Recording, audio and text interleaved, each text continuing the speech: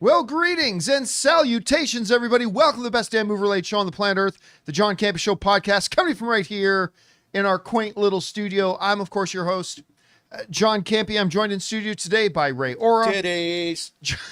Jonathan Boyko. Hey, happy Friday. Chris Carr is here. Hi. But most importantly, you guys are here. Thank you so much for being here, making our little show part of your day. And here's how today's show is going to go.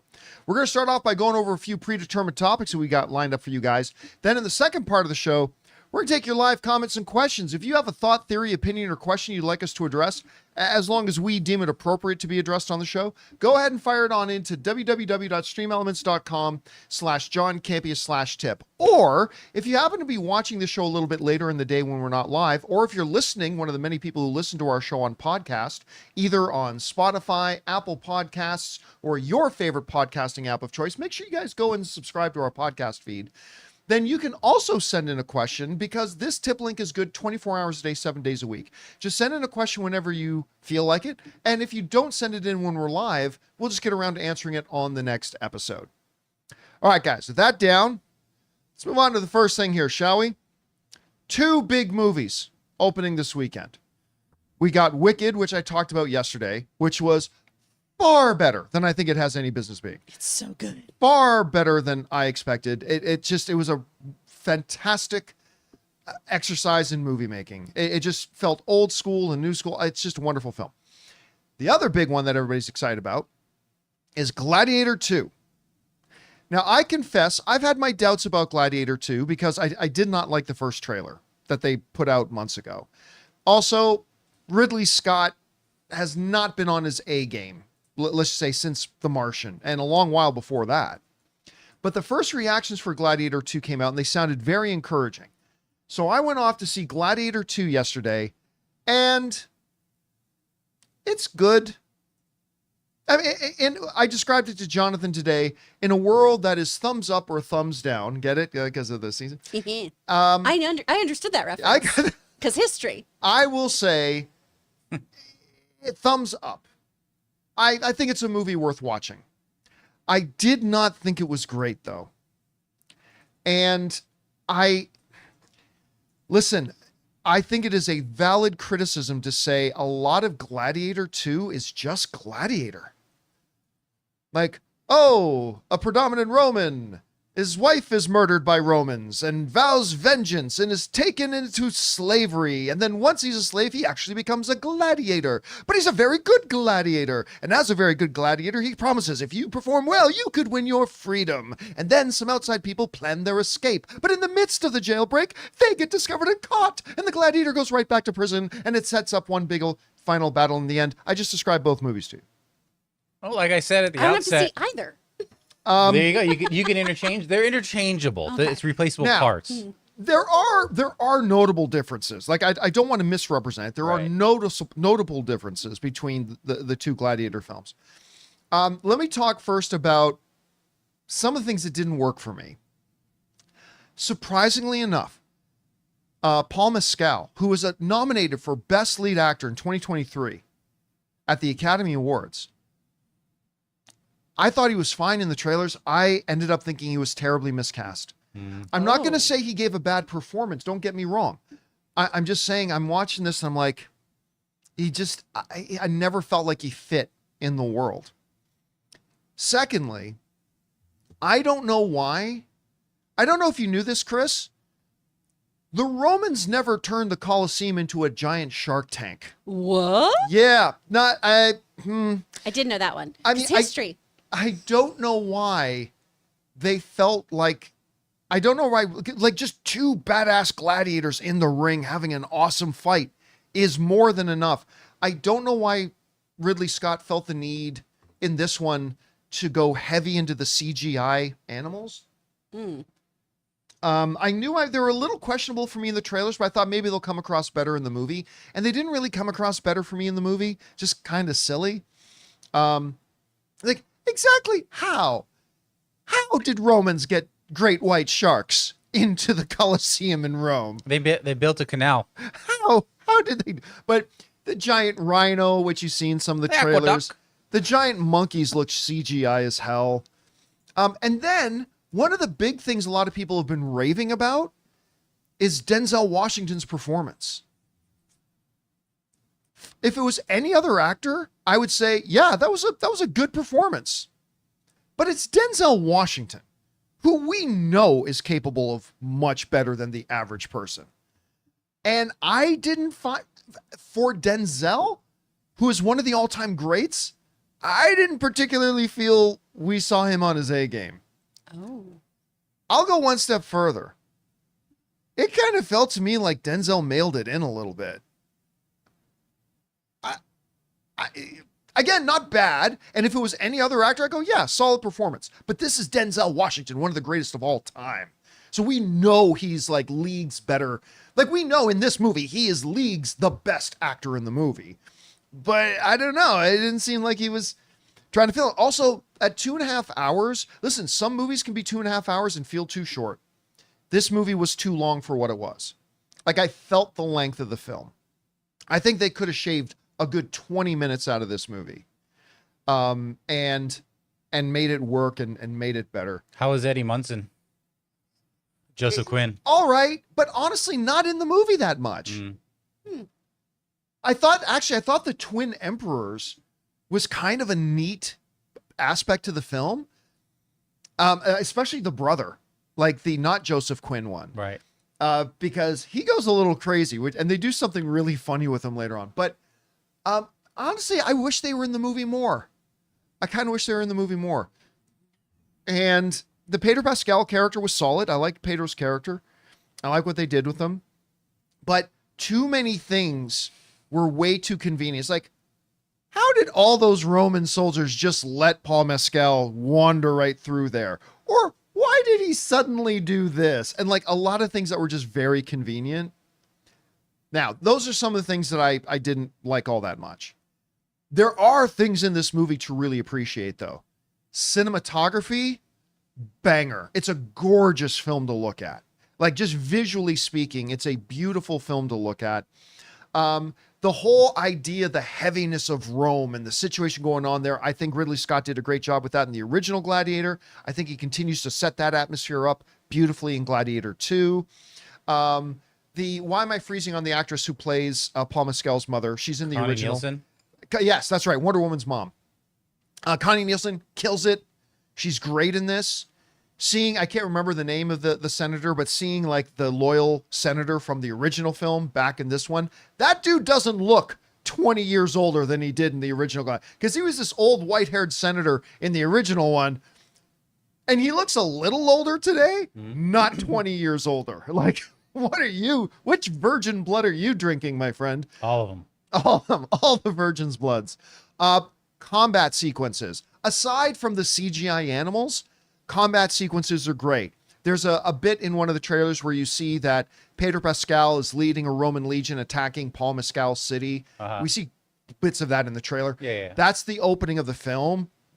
Wonderful sequence. Big, like the battles when they were big, they look great. When you see marching Roman legions, it looks awe-inspiring. And again, while I was complaining about Denzel's performance, I was just complaining that it's not Denzel level. By anybody else, perfectly good level. A lot of the characters were very interesting. Again, overall, am I glad I saw it? Yes.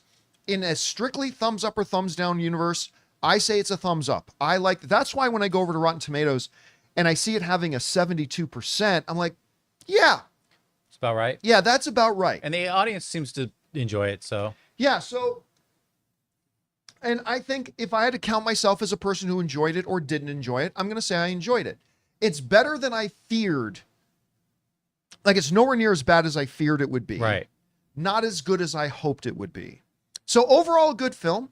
I just don't think it was fantastic. And it could have been. Like, Ridley Scott put a number of elements in this film that I think set it up for really, really good success. Yeah. And I think some of them were kind of wasted opportunities. So the first one was, like, we used the phrase a modern classic before with, I forget the movie. The original Gladiator. The original Gladiator, probably considered a modern classic. Yeah. This one probably will be, it's fine. It's good, but it's not like, yeah, this one will be a movie that came out in 2024. Oh. A decent movie that came out in 2024.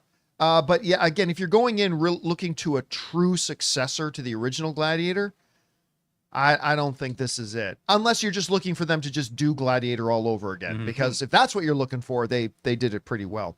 Again, not a bad movie. I liked it. Just didn't love it, and I'm not going to plan on going to see it again. Unlike Wicked, which shockingly, I'm probably going to go see Wicked 2 or 3 more times. That's a lot of time in this theater. Yeah. Hello. Anyway, guys, question is for you. Did you have a chance to go and see Gladiator 2 yet? Are you planning on seeing it? If you did see it, what did you think about it? Do you agree with my comments? Do you disagree with them? Whatever you guys think, jump down to the comment section below and let us know your thoughts. All right, guys. With that down, let's move on to this, shall we? Some of you might remember a couple of months ago, we did a story about that it looked like DirectTV and Dish TV, the 2 largest, most recognizable satellite television companies, were going to be merging into one company. And we all felt that makes sense because that's a dying industry and it's not going to last too much longer, but you'll get more life out of it if you combine these companies. Well, according to CNN, that deal's done. DirectTV has canceled the agreements to merge with Dish TV. This comes to us again from CNN, who wrote, U.S. satellite TV provider DirectTV has terminated its agreement to acquire EchoStar's satellite television business, which includes rival Dish TV. The deal would have created one of the largest pay TV distributors in the United States with a combined 20 million subscribers. For the deal to go through, Dish bondholders had to agree to exchange their debt for new debt in the merged entity at a discounted rate, taking a quote-unquote haircut of about $1.57 billion on the debt.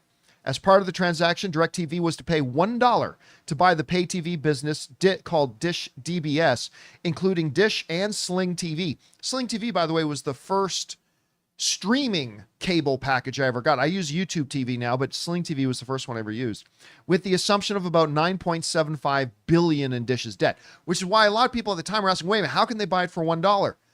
Because they're buying it for $1, but also taking on almost $10 billion in debt. Well, apparently this thing's now off. Not going to happen. Now, look, satellite TV in the past couple of decades has played a vital role in home entertainment for a lot of people. On a personal note, when my mom and dad bought the Campea Ranch, which, Ray, you've been there. Right. When my mom and dad bought the Campea Ranch, it was kind of out in the boonies. There was no cable provider out there.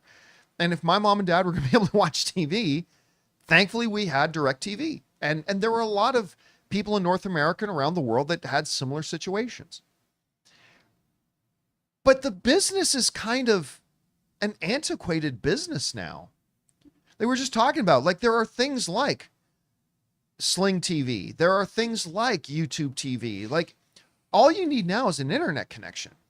And there's lots of inexpensive ways to get internet now. All you need is an internet connection. You can have that. You don't need a dish anymore.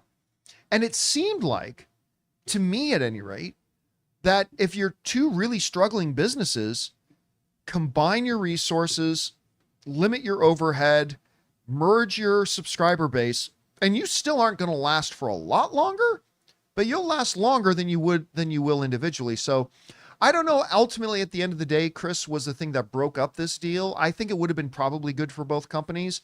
Sure. But it's off. What kind of future do you see for satellite Dish TV? And has you or your family ever used it? No. No. We never have. And every time we report on these 2 satellite companies, I'm reminded, oh, those still exist. Because I do not think about them on the day-to-day.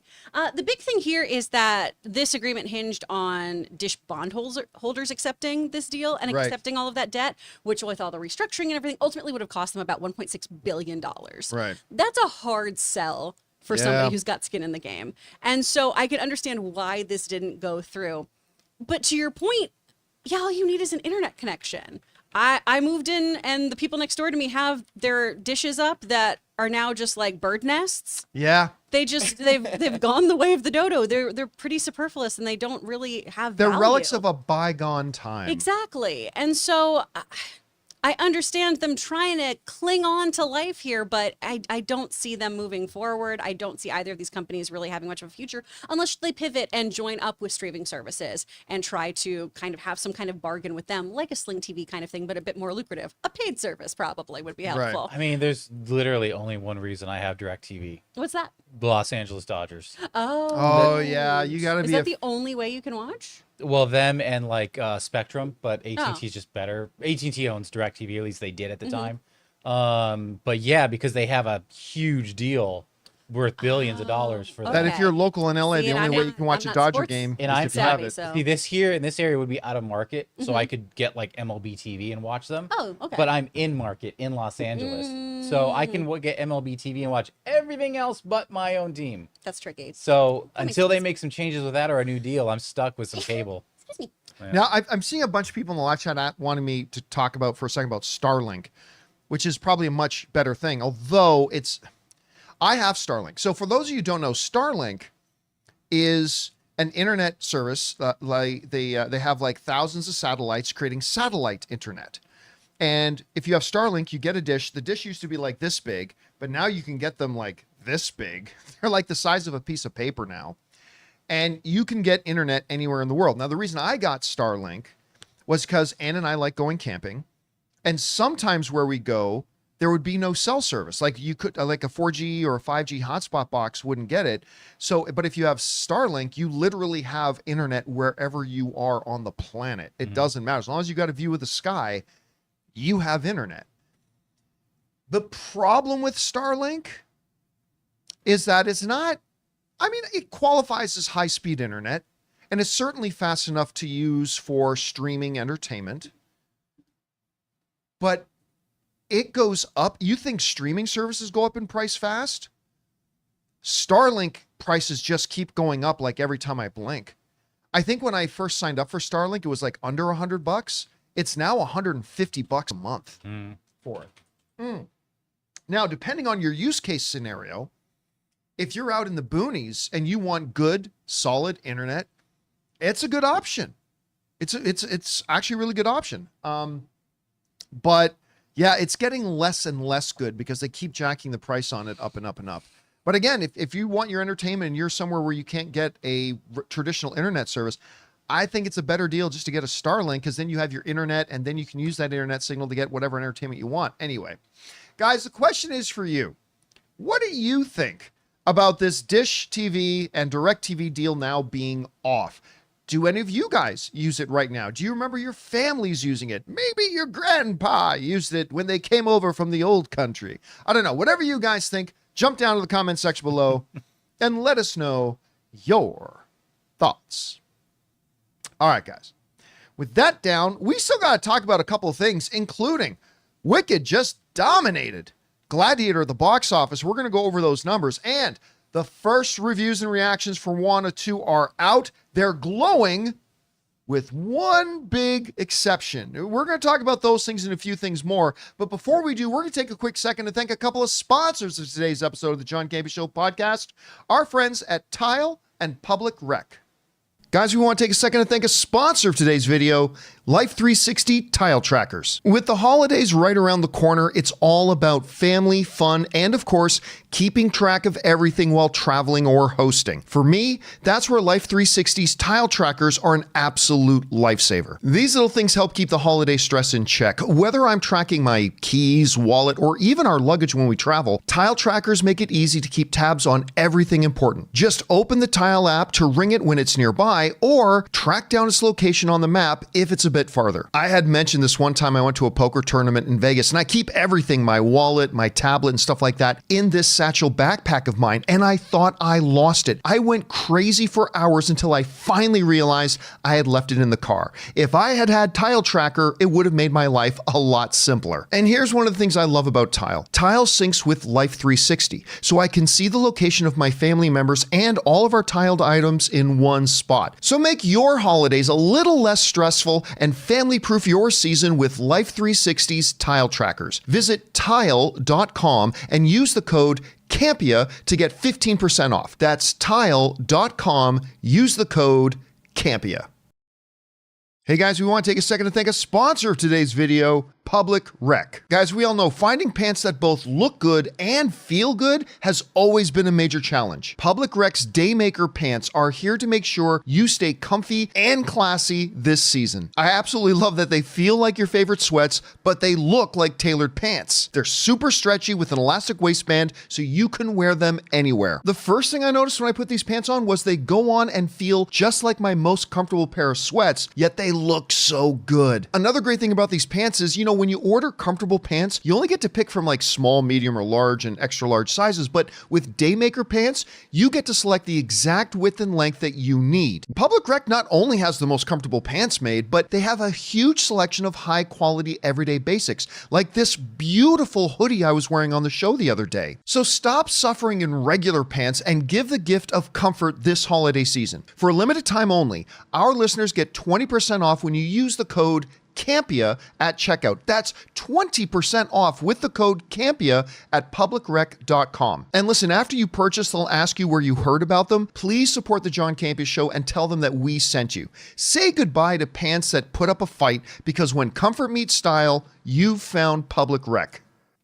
And thank you to our friends at Tile and Public Rec for sponsoring today's episode of the John Campea Show podcast. All right, guys, I was about to say something and I opted not to. It has something to do with what we were just talking about while the things are rolling. You know what people who use Tile never do? Nope. Not going to go there. Not going to say it. All right. With that all down, guys, let's get on to our next topic here, shall we? And that is this. Now, of course, there are two very big movies opening this weekend that some people thought might be the new Oppenheimer. Not going to end up being that, but two big movies nonetheless. The big question for a lot of people has been, what's going to be the bigger movie? Wicked or Gladiator 2? And for months, no, for the last year and a half, I've been telling people this Wicked movie is going to be really big. And I've had so many of you guys, our love audience, writing in, John, you're crazy. Nobody cares about Wicked. I'm like, all right, okay. Well, anyway, we're now getting an idea about what the weekend box office is going to look like. Because Variety is reporting that in the previews, Wicked has made $19.2 million and Gladiator 2 has made $6.5 million. Both respectable, by the way. So Variety writes this: just like Barbie and Oppenheimer combined last year for the box office juggernaut of Barbenheimer, Universal's musical Wicked and Paramount's action epic Gladiator 2 will try to create Glicked this weekend. By the way, I hate that name. That name does not work. Anyway, so far, Wicked has made $19.2 million in previews at the box office. But there's a asterisk with that. It benefited from some early fan screenings that included $2.5 million that it made from Monday showings and $5.7 million from Wednesday advanced and $11 million on Thursday. Now, normally that would just be the Thursday. I was one of those 5.7 that went on the Wednesday. Gladiator 2 made $6.5 million in Thursday previews. To compare to Barbenheimer last summer, Barbie made $22.3 million in Thursday's previews, while Oppenheimer brought in $10.5 million. All right. So even if you just want to look at the Thursday number flat, Wicked is almost doubling what Gladiator's doing. And here's the thing. If those Monday and Wednesday screenings didn't happen, that 11 million on Thursday would have been a lot bigger. It probably would have been 15, 16, 17. Because I know I went to the Wednesday, and if there weren't Wednesday screenings, I would have been there on the Thursday. And I think there's a lot of people like that. So even if you just want to go with the 11, the reality is if those Monday and Wednesday screenings didn't happen, that $11 million would be significantly bigger. We're talking, between 2.5 to 3 times bigger than what Gladiator made. Mm-hmm. Now, again, at 6.5, that's a decent number for Gladiator for a Thursday night preview. For 11, but let's call it what it is. Let's say closer to, maybe we won't say 19, but let's call it closer to 17. I think 17 is what it would have made if it didn't have those Monday and Wednesday screenings. That gets it to within 4 or 5 million of what Barbie made. And Ray, can you look up for me, what did Barbie make on its opening weekend? I can't remember what Barbie made. It made a ridiculously big number. And of course, Barbie went on to be the biggest film of the year at the box office in 2023. 162 domestic. So it made 162. I'm thinking Wicked pulls in maybe about 130. 120, 130 on its opening weekend. And I think Gladiator is probably looking at coming in around 60, 70. That's just me guessing at this point. But what is clear is that the debate is over. Which one's going to make more, Wicked or Gladiator? It was a master debate. Yeah. That discussion is now finished. Okay. Wicked is clearly going to be the more popular movie. It's clear and you know what? It's one of those rare times in entertainment where it's actually justice, because Wicked is the better movie. I can't believe I'm saying that, but Wicked is the better movie. Anyway, Chris, you look at these numbers.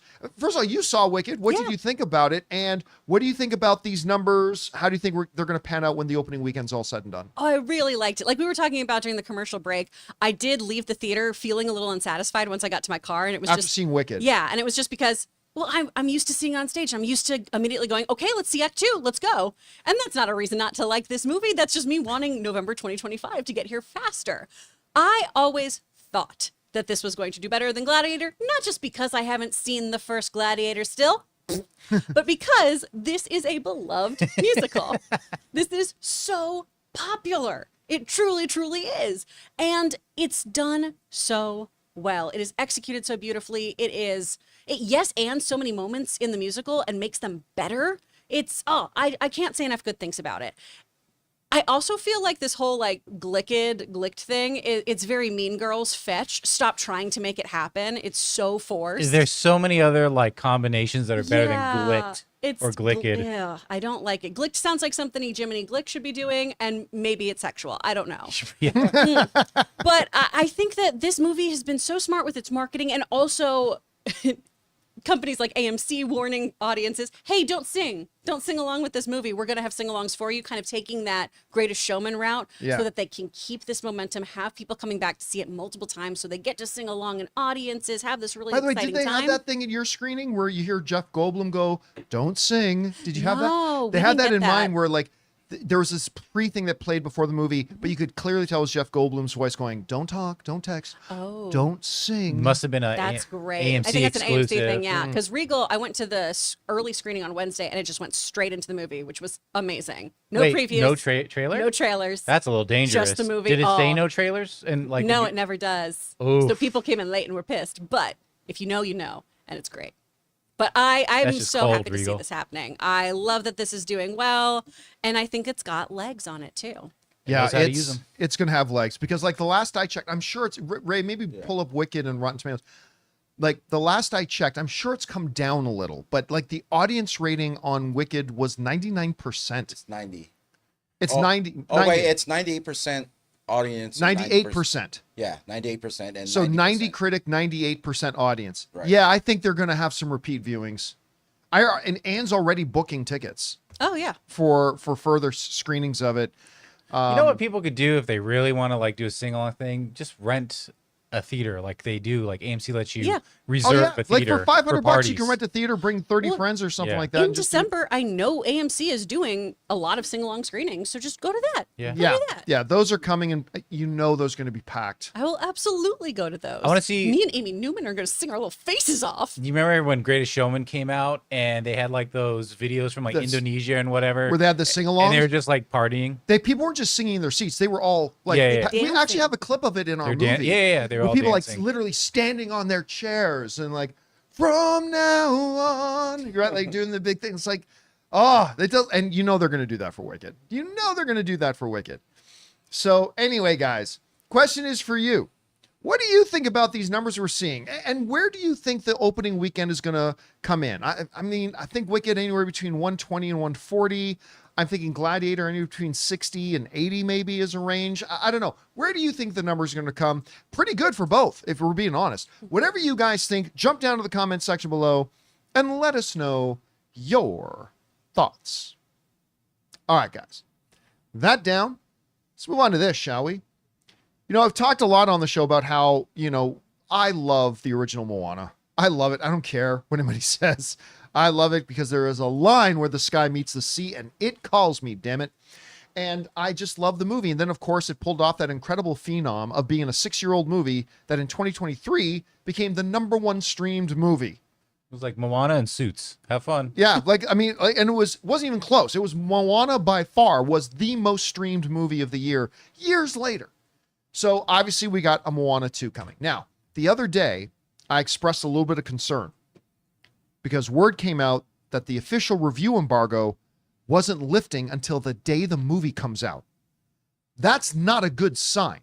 But I said at the time, I'm not worried about that because Disney often has two different review embargoes. Yes, they have the full review embargo, but they also have the social media reaction embargo. So as long as they lift that several days in advance, I think it'll be okay, and I think they will. Well, they did.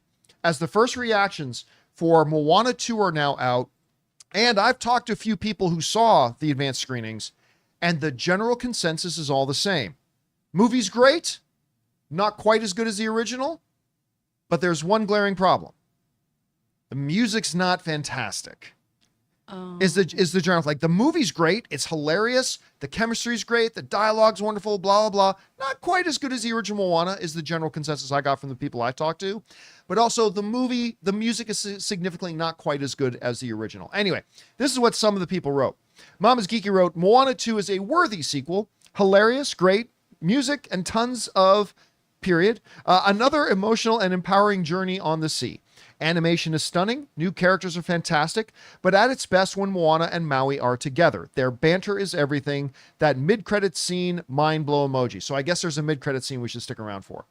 The folks over at Screen Rant wrote, absolutely loved Moana 2. The animation is breathtaking and Moana's ensemble crew is fantastic. Her little sister completely stole the show for me.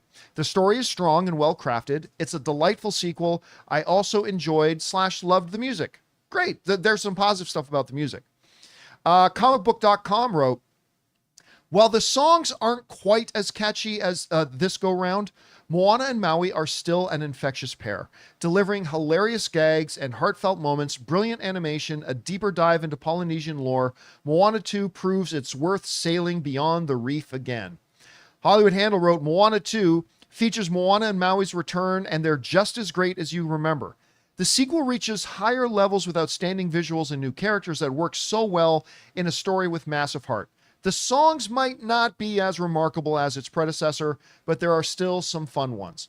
So again, I also spoke to a number of people who saw the screening because they know I'm like very excited about Moana 2.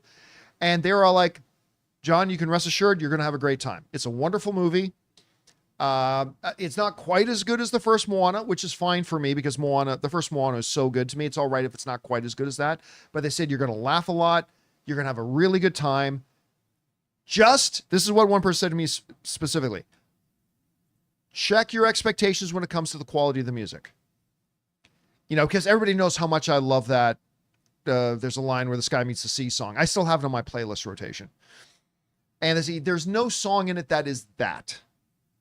You know, just like kind of Frozen 2, its music wasn't quite as good as the first Frozen, but at least Frozen 2 still had that one. What was that one banger they had, like Into the Unknown? Like, that's a great song. Amazing. Not as good as Let It Go, but whatever. So they're saying, yeah, the music's not bad, but most people the consensus seems to be that the music takes a big step backwards from the original. Again, the consensus seems to be the movie isn't quite as good as the original, but everybody still said it's a wonderful film and you're going to have a really, really good time at it. So I am very excited to see Moana 2. I'm perfectly okay if it's not quite as good as the original. And I'm even okay if the music isn't quite as good. My main thing is I love Moana and I love Maui. And everybody seems to agree that their chemistry together, the banter, all that kind of stuff works great. So you deliver that to me, I'm going to be a happy moviegoer. Anyway, Chris, I know your household has been very excited about this movie. What do you think about the reactions we're hearing coming out of that? Is it where you thought they were? Does it adjust your expectations? What do you think? The critiques here meet my expectations, and yet it still calls to me. So I'm still excited about this movie. Logan's obviously got a countdown. This is his favorite thing in the entire universe. He loves Moana so much. It's so precious. But I feel like this is exactly where I was expecting it. I do love the idea, though, of Lin-Manuel Miranda just being like, well. Oh yeah, for those of you who forget, Lin-Manuel Miranda, who did the music in the first one, did not do the music in the second one. Right. Which might explain it. Yeah. And I believe it's the people who did the Bridgerton unauthorized musical, which had great music. It's super fun. There's a great song, Burn For You. Oh, wonderful. But the music in the first one is so intrinsically tied to the vibe of the whole movie. Yeah. So I always thought that was so odd that he wasn't coming back on board for this one. But I'm still excited. I'm looking forward to meeting these new characters. I want to see more Hey. Love that weird little chicken. Love Alan Tudyk getting to use his Juilliard training to balk. It's always so wonderful. I'm still pumped about this one. I typically, though, aside from things like an Inside Out 2, the sequel, or like Empire, the sequel usually isn't mind-blowing and makes me go, oh my gosh, this is even better than the first one. I just expect it to kind of stay the course. So it's exactly where I thought it would be. You know, so one of our viewers wrote in yesterday, not yesterday, but the other day when I was expressing my concern about the fact, because you guys know, to me, it's a big, big red flag when studios hold off the reviews coming out to the day before the movie, or in this case, the day of the movie. And somebody brought up a really good point that I hadn't considered at the time, saying, you know, the thing is, this weekend, you've got Wicked and Gladiator 2, and maybe they want the reviews to drop full, not in the middle of all the uproar over Wicked and Gladiator 2. Like maybe the reviews dropping might get lost in the shuffle of people talking about movies that are actually out, Wicked and Gladiator 2. Now that maybe that's a possibility. Now seeing the first reactions and talking to people that I've talked to, maybe that does make sense. Let the reactions drop now. Let the full reviews come out on Tuesday. And maybe that seems right. Again, when I was alarmed by the fact that the review embargo was dropping so late, I said, listen, I'll be okay as long as they drop the reaction embargo earlier. And they did. So I can't be mad. I said what I wanted them to do, and that's what they did. So I can't be mad about it. And I'm just happy to hear that most people seem to enjoy the film. Anyway, guys, question is for you. What do you think about the first reactions from Moana? The consensus seems to be really good movie, not quite as good as the first, and the music isn't as good as the first, but overall it's a really good film. Does that track for you guys? Are you worried about it? Maybe you don't even care about this movie. I certainly do. Whatever you guys think, jump down to the comment section below and let us know your thoughts. All right, guys. With that down, it's time for us to get to the most important part of our show, which is, of course, taking your live comments and questions. But before we do, we're going to take another moment to thank a couple of other sponsors for today's episode of the John Campea Show podcast, our friends at Mando and Miracle Made. Guys, we want to take a second to thank a sponsor of today's video, Mando. Thank goodness it is football season. It's time for tailgates, touchdowns, and Sunday cookouts with the crew. But unfortunately, along with the drinks and the food, sometimes you also bring along your odor. And that is why Mando whole body deodorant should be an absolute tailgate game day essential. And that's why Mando's the MVP. It's clinically proven 72-hour odor control, so it's perfect for long days at the game or at the bar. I'm loving the Clover Wood scent, but they've got options like bourbon leather, Mount Fuji, Pro Sport, and even unscented if you prefer to go stealth mode. I like to use it after the shower, before the gym, or even important meetings. It's that reliable. And right now, Mando's got a killer deal. New customers get $5 off their best-selling starter pack with my exclusive code Campea. That's over 40% off. Just go to shopmando, that's shopmando.com, and use the code Campea. Seriously, guys, if you want a deodorant that's aluminum-free, baking soda-free, and just works better than anything else you've tried, it's time to make the switch to Mando. So don't wait. Control body odor anywhere with Mando. Head over to shopmando.com and use the code Campea and get $5 off your starter pack. Trust me, you're going to love it. That's at shopmando.com. Go and check it out now. Guys, we want to take a second to thank a sponsor of today's episode, Miracle Made. Guys, it's hot outside and your nighttime bedroom temperature has a huge impact on your sleep quality. So if you wake up too hot or too cold, I highly recommend you check out Miracle Made's bed sheets. Miracle Made sheets are inspired by NASA and use silver-infused fabrics that are temperature regulating so you can sleep at the perfect temperature all night long. There are just so many things that make these sheets so fantastic. We already mentioned the self-cooling properties for better quality sleep, but they're also self-cleaning. These sheets are infused with silver that prevent up to 99.7% of bacterial growth, leaving them to stay cleaner and fresh 3 times longer than other sheets. No more gross odors. So go to trymiracle.com/Campea. That's trymiracle.com/Campea to try Miracle Made sheets today. And whether you're buying them for yourself or as a gift for a loved one, if you order today, you can save over 40%. And if you use our promo code code Campea at checkout, you'll get 3 free towels and save an extra 20%. Miracle is so confident in their product, it's backed with a 30-day money-back guarantee. So if you aren't 100% satisfied, you'll get a full refund. So upgrade your sleep with Miracle Made. Go to trymiracle.com/Campea and use the code Campea to claim your free 3-piece towel set and save over 40% off. Again, that's trymiracle.com/Campea to treat yourself. Thank you, Miracle Made, for sponsoring this episode. And thank you to our friends at Mando and Miracle Made for sponsoring today's episode. All right, guys, with that down, let's get on to the important stuff. Your comments and questions. Jonathan, what we got up first? DJ Info with a two-parter says, I tried to poke the bear and told my dad that Pine's Kirk is actually better than Shatner's. His reply was, everything improves over time. However, if you're going to imitate an original, you need to blow it out of the water. Some NBA players will tell you that Kobe was more skilled than Michael Jordan, but we all know who the GOAT is. I've never heard anybody that you can remotely take seriously think Kobe was better than Michael Jordan. Like, I'm just saying, I've never once heard anybody think that Kobe was as good as Michael Jordan. The debate isn't even Kobe or Michael Jordan now. The debate now is LeBron and Michael Jordan. Right. That's the debate. Yeah. But yeah, listen, one of the things that I liked about Chris Pine's Kirk is that while everybody else in the movie kind of did the character like they were in the original series, right? Spock was very Spockish. Simon Pegg kind of tried to do his Scotty and all that kind of stuff. But Chris Pine never tried to do William Shatner. And I think that was key. I think that was important to embody the character, but not the actor who used to play him. Because I think if you try to imitate Shatner, you're just going to come across like you're imitating Shatner. Yeah. And that's a no-win proposal. Yeah. It's like Jeff Goldblum does like a character and then you're like, oh, I'll act just like Jeff Goldblum. Yeah. It's like, well, clearly this is an impersonation. Mm-hmm. Yeah. Yeah. All right. What's next? DJ says, following on from my previous question, we also see the situation with Cumberbatch's Grinch versus Carrey's Grinch and Jackie Chan's versus Ralph Macchio's Karate Kid. Though the latter ones are better, they are not as fondly thought of. I think it was a time, it was an era, you know, a pop culture moment. Well, I mean, it's hard to compare. I mean, like literally, other than the fact that they're called the Grinch, the Benedict Cumberbatch animated Grinch film, which by the way is delightful and really quite funny. It's a totally different experience than watching the Jim Carrey live action Grinch. Like, I mean, so you can't compare somebody doing a voice of an animated character versus a person actually playing the character. Yeah. It's just two different experiences. I get shunned, I say, a lot when I tell people that I actually preferred the Jackie Chan, Jaden Smith version of Karate Kid over the original. I mean, cinematically, it's better. There was obviously advancements that you're competing with too, but no, it was better.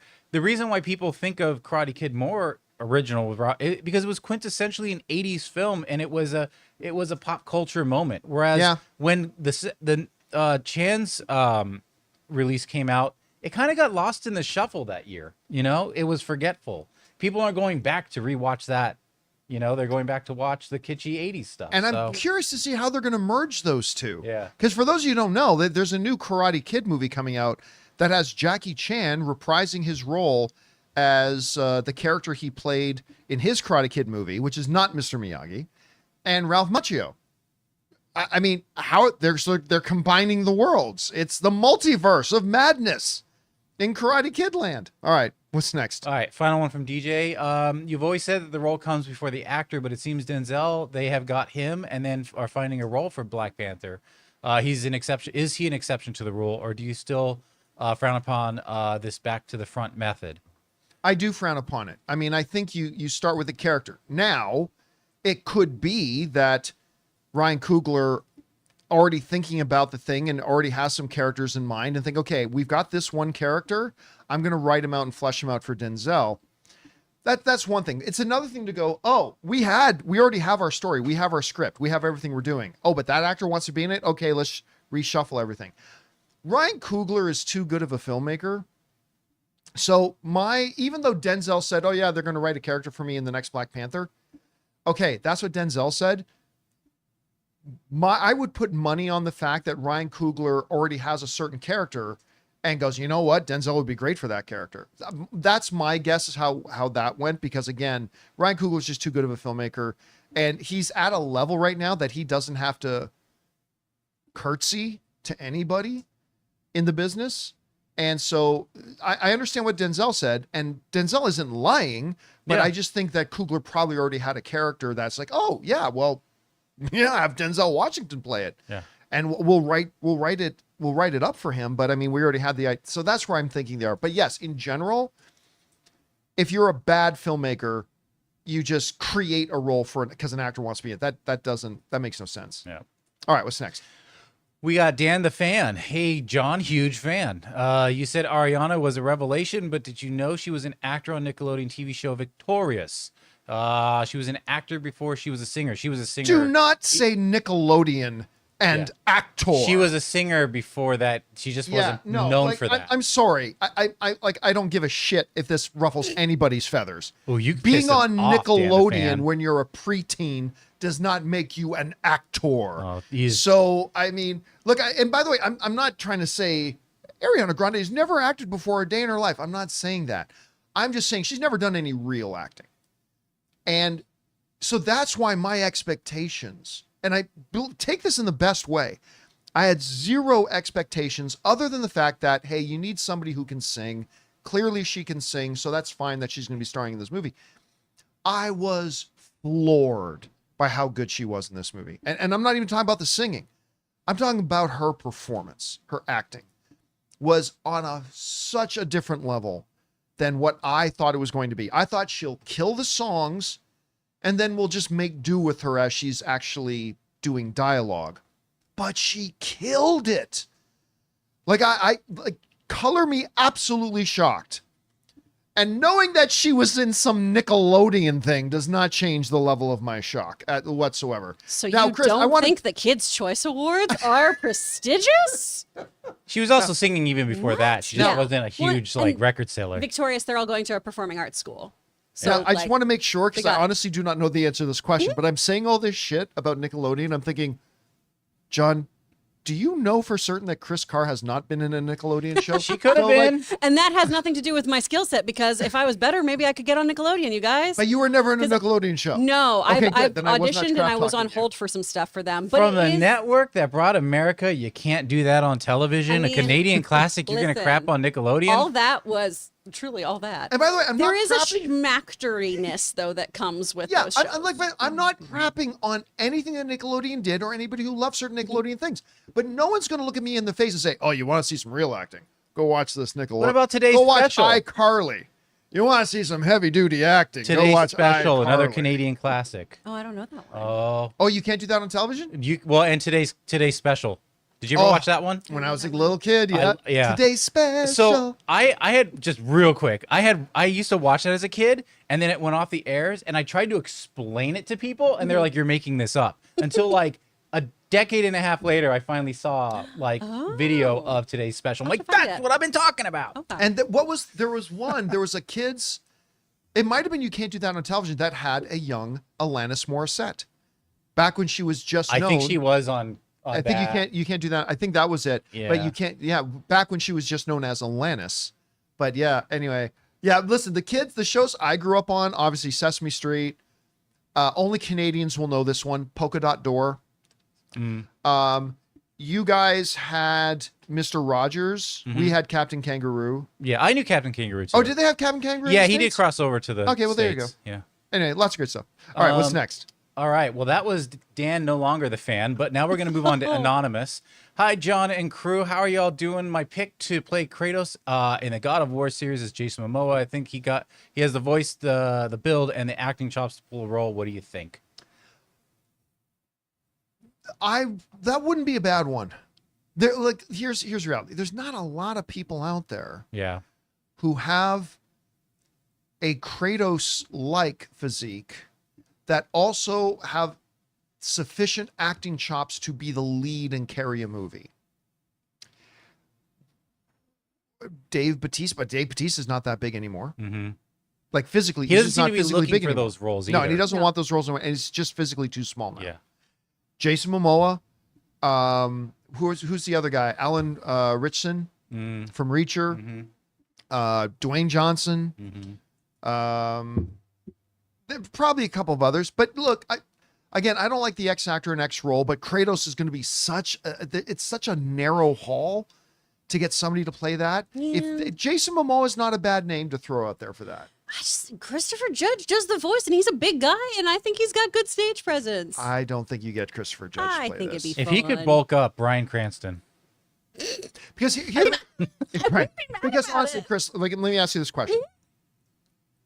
If Christopher Judge had not done the voice in the games, would we be sitting here and you saying Christopher Judge should play the No, role of I Kratos? wouldn't. Right? So it's really, that's just a... But because of the way these games are made, he has done, and people get confused too about like, well, he just did the voice.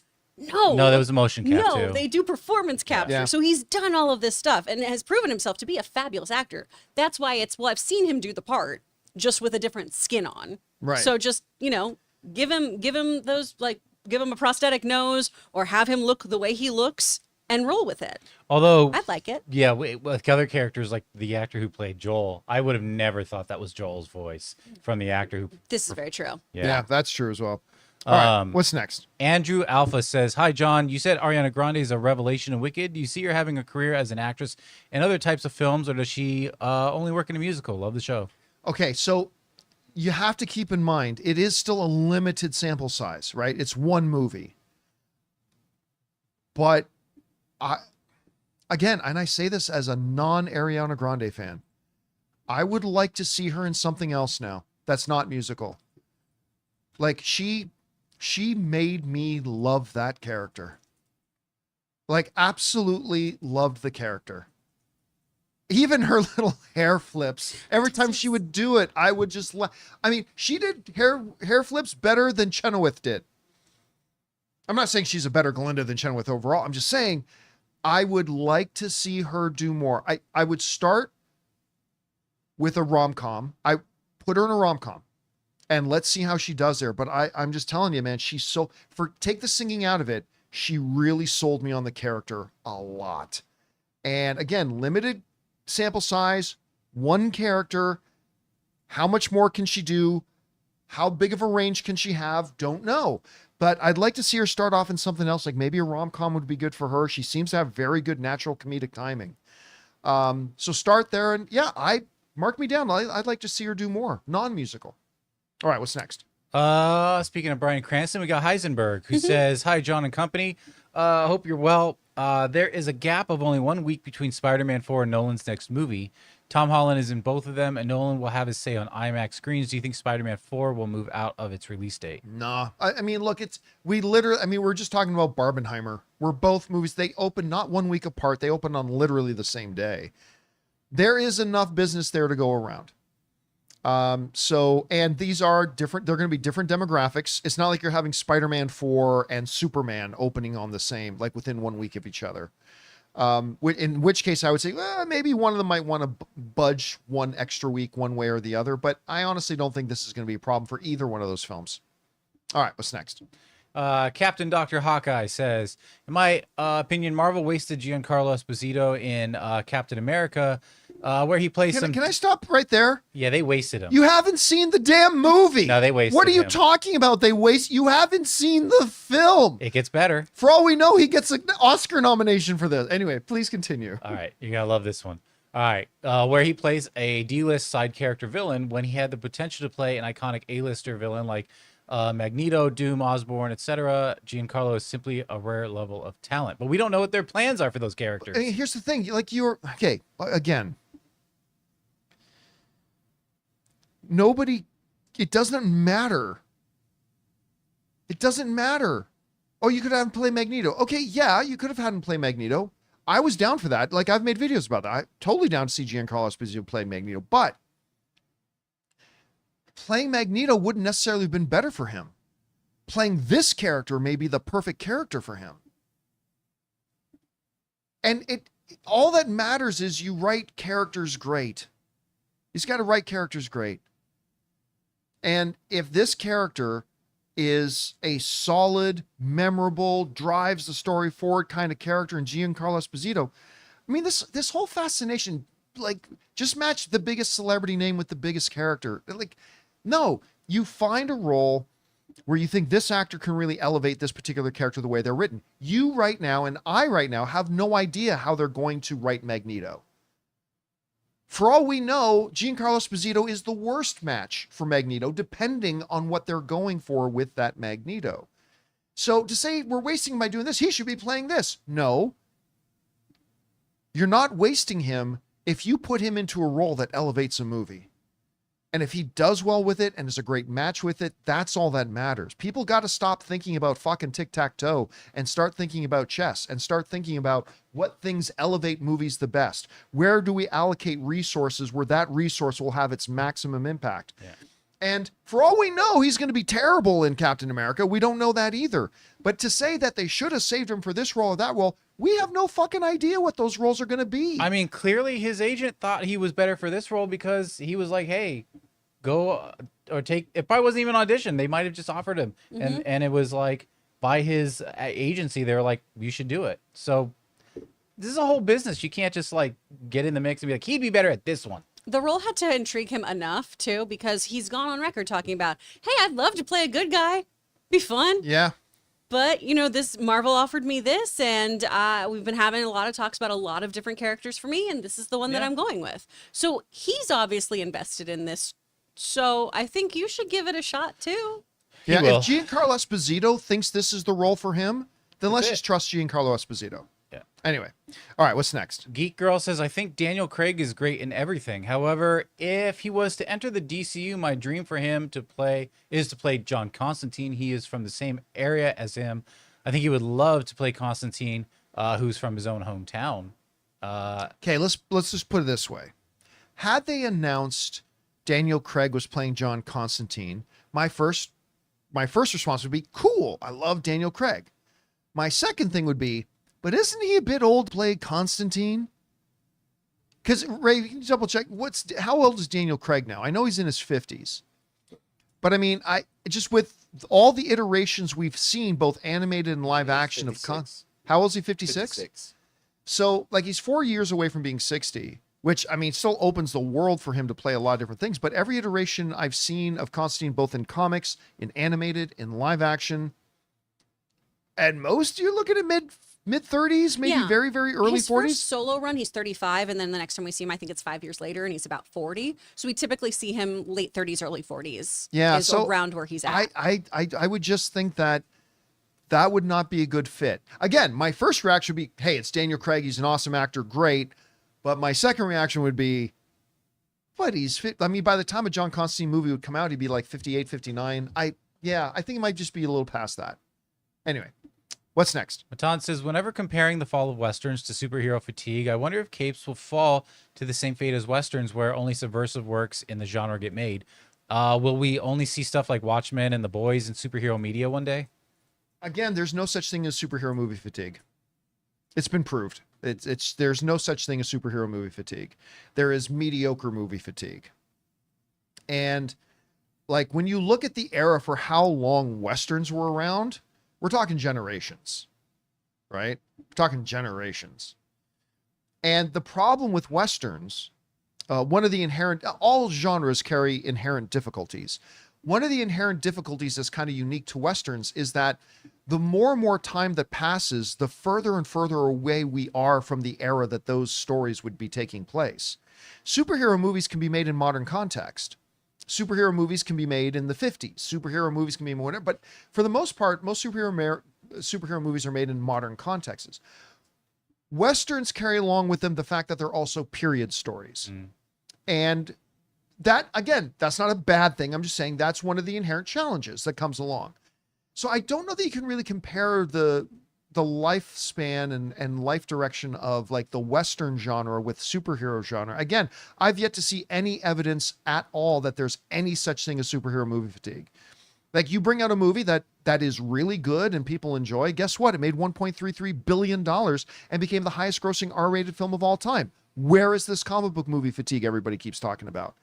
So it's just that audiences got sick of bad movies. And the reality is we went through such a period where Marvel was cranking out banger after banger after banger. And then it's not a coincidence that once they stopped cranking out banger after banger after banger, and it kind of became hit and miss, that people started losing interest. if they can get back to putting out banger after banger after banger, guess what? You're going to see, just like Deadpool and Wolverine, you're going to see those numbers return. Anyway, Yeah, all right, what's next? That's why I'd like to see films that are like modern westerns, like Hell or High Water. Or Logan, Hell or Yeah. High. Yeah, so those Yellowstone. Yeah. Right, is a great example, because they have all the benefits of being westerns, all the DNA of being westerns, without actually being period pieces at the same time. Yeah. All right, what's next? Jamesy Boy says, "Hey, movie crew, viewer mentioned waiting until part 2 of Wicked to see them both, and I agree with you, John. Saw it with my fiance at a fan screening, and we cried a lot. She's a huge fan of plays, and thanks to this experience, I am too. It's truly Oztastic. Oztastic.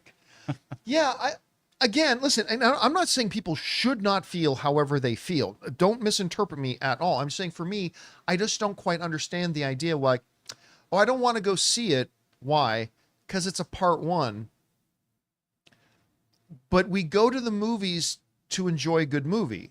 Do you think somehow that you're not going to be delivered a good movie? I just don't.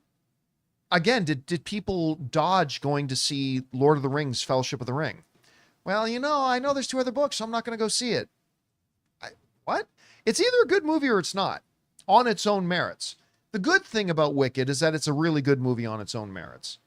And when it comes to the end, maybe you'll feel like Chris does, where, so this is a great example of this. So Chris, you were a little, when you got back to your car, a little annoyed that you realized, now I got to wait another year for the second movie.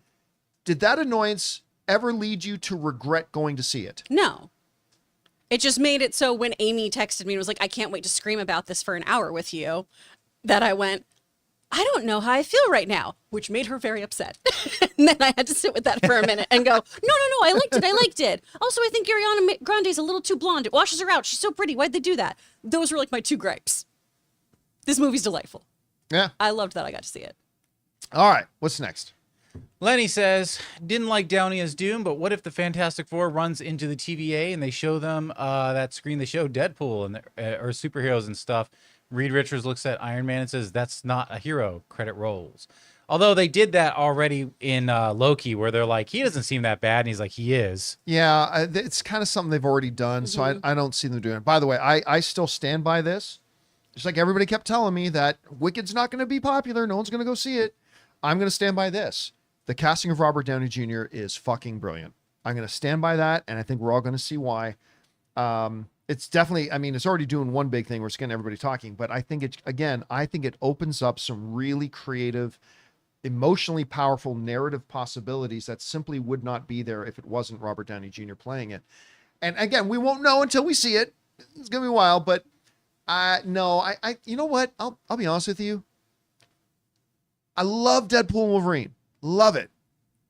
I am so over the TVA. How dare you, sir? I am. I'm completely over the TVA. But I love that. I get it. But I love the aesthetic of it, though. They did great. Yes. Like that. And again, the way they used it in Deadpool Wolverine is great. The way they used it in Loki is great. But I'm so over the TVA now because it kind of represents the multiverse, which means nothing means anything in this entire circus.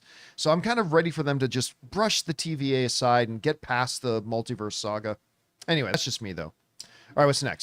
Joe Adonis says, this is more just for John and Chris, but was the new trailer for Snow White attached to the Wicked movie? I liked it. What did you all think about it? I think he means the trailer. I had no trailer, so I have Oh, no yeah, idea. you didn't have a trailer. Yeah. That's right. Yeah, Was there we did have trailers with ours. was Snow White? Did Snow White I don't recall them showing a Snow White trailer in front of ours. By the way, I know there are already people very, very emotionally invested and have decided that this isn't going to be a good movie. Good on you. Live your life however the way you want. Gotta say, man, when I as much as anybody else was like looking at some of the still images that came out like months ago, all right. I thought the trailer they showed at D23, I still thought that looked charming. I thought it looked really good. I don't know if the movie's going to be good. I see lots of trailers that were good trailers turned into crappy movies. Maybe this is one of them, but I think this Snow White movie is going to be really good. I'm just about ready to put money on that. But anyway, we'll see. It could turn out to be a disaster, like so many other movies this year that I thought looked good ended up being disasters. All right, what's next? King Peach says, "Hi, John. My girlfriend took me to see Wicked, and OMG, I wanted to take my popcorn tweezers and take my eyeballs out, put them backwards, and see the back of my skull instead of that thing. Ugh. But I can still hear those awful songs, so I left her and went to wait at KFC. You sound like a real Peach. You sound fun at parties. You left your girlfriend in a movie and went to KFC. Did your girlfriend leave you? Do you use the word bro a lot? Look, Dude, I'll say KFC this. is pretty Listen, fire. But KFC is good. The basic main gospel message of being a film fan is you got to fundamentally understand that all film is subjective. It's going to hit us all in different ways. Guess what? There are people who don't like The Godfather. It's true. There are people who don't like the original Star Wars. There are people who don't like, I know people who don't like Shawshank Redemption. But that's the subjectivity of film. And so, and I'm sure you have films that you love that other people hate and whatnot. And it's just the reality of it. I loved Wicked shockingly, but it's not, no movie is for everybody. And this one wasn't for you. I would recommend, though, that you not walk out on your girlfriend during a movie just because you don't like the movie. That's a little boy move. Like, you're a little boy. So become a big boy. And now if you're there with you and your buddies go, we're not liking this movie, let's split, by all means. If you're actually dating somebody, have some testicular fortitude. Because if you can't handle just sitting through a movie you don't like for the sake of being able to stay there with your girlfriend because she wants to see it, then you're a little boy. Grow up, be a big boy, and make that big boy move next time. I And think just he was sit being through a big boy by going to get some KFC. It's all about our priorities. He got the Ray. bucket. Honey, no. It's all about our priorities. Ray's just like, I just want to go to KFC. What if he went to go get him and her some? I don't and think brought that it was back? part I of it. don't feel like that's He what would was have going included on. that. Hey, listen, But I love maybe- how altruistic you are. Maybe we don't have all the information about this. What if he was like, I'm not liking this movie, and she goes, can you go get us something to eat? And he went and got them both something to eat. Yeah. Hey, that changes Dude, it, right? chicken in the pockets? Nothing wrong happens with that. No oily pockets. Come on, man. Chicken in the pockets. Maybe we don't have all I'm the telling information you. of the story. I'm telling you, there's a reason why I can't get the recipe for the original. Oh, hey, Harf's K in the live chat said the right thing, Ray. What? Now skip the KFC. Go get Jollibees. Hang on, Oh, though. no. What? I No? love Jollibees. You're not going to say KFC's better than Original Jollibees. recipe is something you don't mess with in no. my life. at least. Jollibees all day, every Come on. day. Oh, All day, I have every one day. question, though. What, popcorn tweezers? Okay, moving on. Maybe has small eyes. You don't. Yeah, are you not touching the popcorn? He's got popcorn tweezers.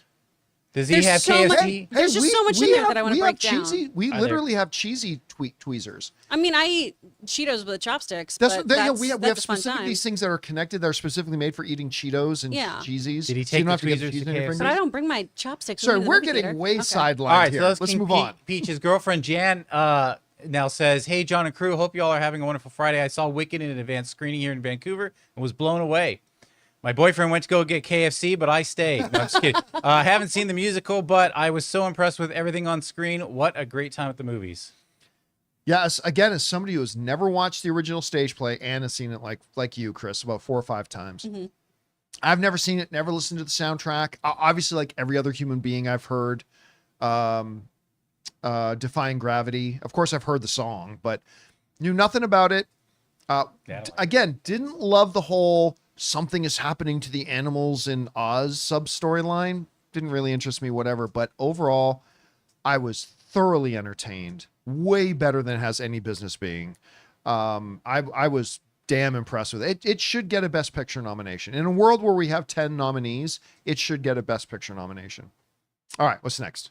Sam Fisher says, "John, you're mistaken. They would have massive mock naval battles in the Colosseum. They were called Naumachia. The battles pitted crews of slaves, condemned criminals to have wars against each other in reenactments for famous maritime battles. But we're talking about having great white sharks. Yeah, no sharks. Yeah. No How did ancient Sure. Romans get great white sharks into massive aquariums and bring them in? Yeah, by the way, they did not have the technology to waterproof the Coliseum and stuff like that. Barely do that today. When I came back, like I'm not a historical expert on on that age of Rome and everything like that. So, but I thought about that and I came back. Either and way, I Tiger I Sharks, got what does it online and matter? I started doing some reading about what did they have. Now they did, I believe it is confirmed. I think if I remember this right, they flooded a bunch of water into it and put like alligators or crocodiles into it. So Romans can go in and hunt they alligators push in a it into controlled their environment. aqueducts. But actually having a full thing with great white sharks never happened. Never happened. No. It was a new development under Nero, which also, like, if you know Roman history, was just a bananas time. Nero was not a good person. No. No. All right, what's next? Mike Halsey says, here in France, I have I have home Starlink, not the roaming one, as the local fiber infrastructure is flaky and the poles keep falling over. Seems dangerous. It started at 50 euros and quickly fell to 40. Are we lucky? Will the price rise, or did Starlink just see the U.S. coming? Let me bring up the current pricing of Starlink here. So there are two different things. There's Starlink Home, where you just put the satellite dish in your house and you're good. I got Starlink Roaming so I could take it camping with me wherever we go, which is good. So if I'm looking at roaming, well, you can now get Starlink Roam for as little as $50 a month, but that's capped. So you have 50 gigabytes. Now, for some people, you might think 50 gigabytes is a ton. Oh, and look at that. You can bring up my screen here. It's gone up. Now roaming is $165 a month. Remember I just said it's gone all the way up to $150. Now it's $165. What is? Starlink. Oh, Starlink. It's a great service, but man, that is way too expensive. So yes, you can, if you don't, look, somebody like me, from my little converted garage, we do, HD live streaming. We do all this kind of stuff. Obviously 50 gigabytes isn't going to work. Maybe if you don't watch a ton of streaming, maybe 50 gigs a month is going to be enough for you. Maybe. Yeah. And at that, you can get it for $50 a month. But yeah, 165 a month, man, is starting to get unreasonable. Anyway. All right, what's next? Mr. I says, I have no interest in seeing Minecraft, but dear Santa, do you have a kid have a dyslexic moment and addresses his letter to Santa as Dear Satan? Jack Black as Satan gets the letter and comes up and has a great time with the kid. Have you seen the trailer? I did see the trailer for that. I'm so excited about it. Yeah. What are we talking about? Dear Satan. Oh, Dear Satan. With Jack Black. Instead of Dear Santa. I'm not familiar with it. Yeah. Yeah. Or did we talk And about he writes Dear. I'm pumped about I don't know if he's dyslexic, but he's just like a kid and he doesn't spell it I right. was So going to it's say, we Dear talked about it. Satan. It might have been a day when you weren't here. Because I'm very, very Oh, excited that's about right. it. Yeah, It was the day. Yeah, you were Yeah. out and it was us three. I think so. That's right. But man, because Jack Black can do no wrong. And once again, I know I say this all the time, anyone who watches The Holiday and is team like Mr. Napkin face or whatever that nonsense is, no, it's Jack Black. It's Jack Black all day. He's a dreamboat. What's The And Holiday? that movie finally opened up people's eyes to it. I remember the first movie I saw with King. him that I really didn't like, because most Jack Black stuff I love. It's that one he did with Gwyneth Paltrow, Oh, Shallow Hal. Shallow Hal. Terrible. Terrible Horrible, movie. horrible film. Such a bad film. I don't think I've Anyway. ever seen The Holiday. The Holiday's really good. Then Holiday's really good. you'll watch it this Christmas. All right, what's next? Beautiful. Anonymous says, they used to say movies starring women and for women don't make money, yet we saw last year Barbie and today we have Wicked. Well, Oh yeah, starring women. no. Look, listen, you're just a certifiable moron if you believe that. Yeah. No, just like any movie, you can make a movie by women for women that's not all that interesting and all that good, and of course it's not going to make any money. Of course it's not. Just like there are many movies made by men for men that aren't very good and don't make any money. Same thing. But it's not a formula. Like don't start believing that just because we have Wicked and just because we have Barbie, that means if you make movies for women by women, it'll make $1 billion. Yeah. Don't be that stupid. But they have every bit of a chance of having great success and whatever if they hit the right notes, just like any other movie does.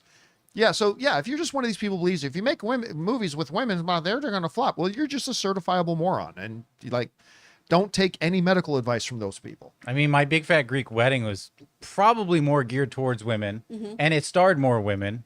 It was written and created by a woman, and it did great. I mean, so you can't say it doesn't do good. I mean, Pretty crazy. We see movies, you guys. Yeah, so far the track record is most women go see movies, and the guys go to KFC. So Exactly. you know, All right, what's next? Mr. I says, "Hey John, would you have thought my Cleveland Browns would put on one of the best Thursday night football games of the season so far? Yes, we're 3-8. Ooh, beating the hated Pittsburgh Squealers is satisfying. I know, Chris. Sports ball. Have a great weekend. Yeah, okay. Yeah. I just do want to remind you. Okay, call them the Squealers I want. They're going to be in the playoffs. You're not. Last night was one of my favorite games of the year. And I told everybody the Cleveland Browns are going to be a significantly better football team with Deshaun Watson out.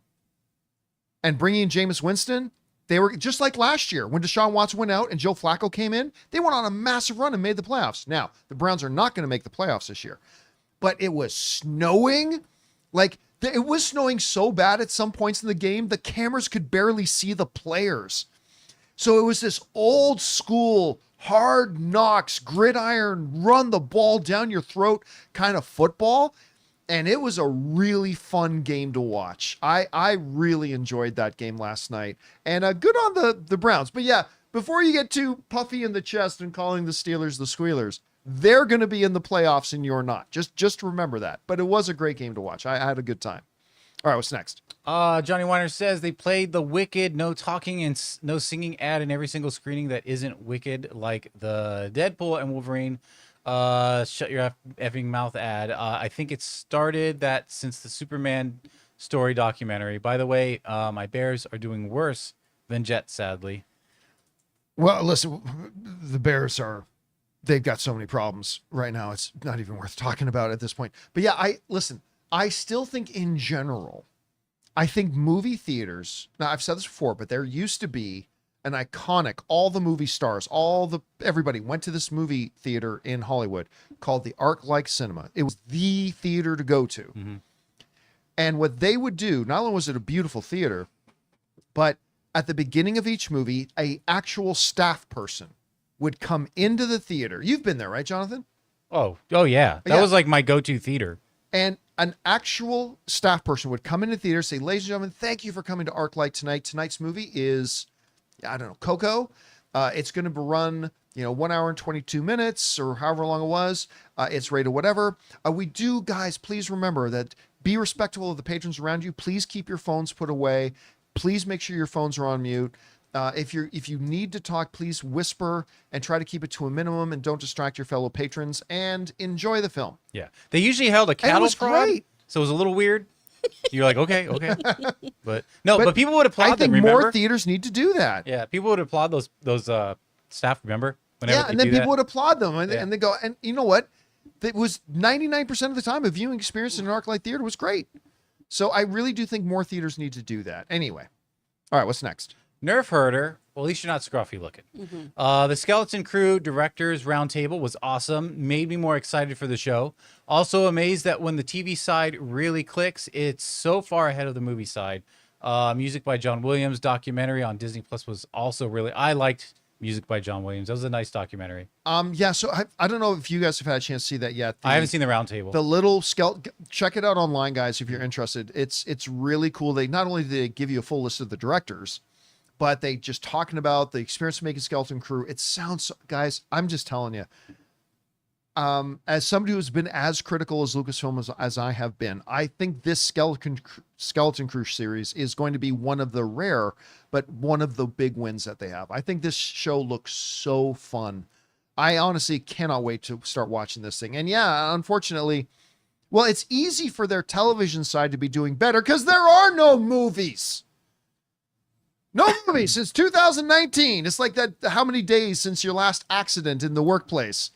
How many movies have we put out in the last 5 years? 0. I mean, yeah, so it's not hard to be a little bit having more success there. All right, what's next? Sam says, who came up with Glicked? It should have been Wickadator or anything other than Glicked or Glicked or whatever. Glicked is, I mean, in the famous words of Mean Girls, stop trying to make Glicked a thing. It's not a thing. That's a stupid name. Just stop it. Just stop it. All right, what's next? Here's our final tip. Nick Schmidt says, hey, John and crew, I saw Wicked last night and loved it. John, I think you mentioned that you weren't all for the animal subplot.